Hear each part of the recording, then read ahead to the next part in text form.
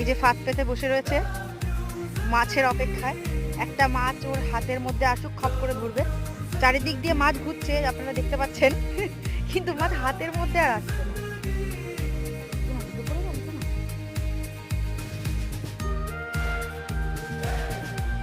এই যে মাছ ধরেছে, এই যে মাছ শিকারি, এই যে মাছ শিকারি মাছ ধরেছে একটা।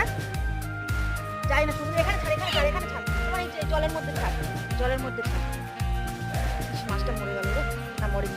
থাক থাক বাবা, বাবান বাবান, ওটাকে কিছু করিস না, আজ ও বেঁচে যাক। এই মাছটাকে ছেড়ে দিচ্ছি, দাঁড়া।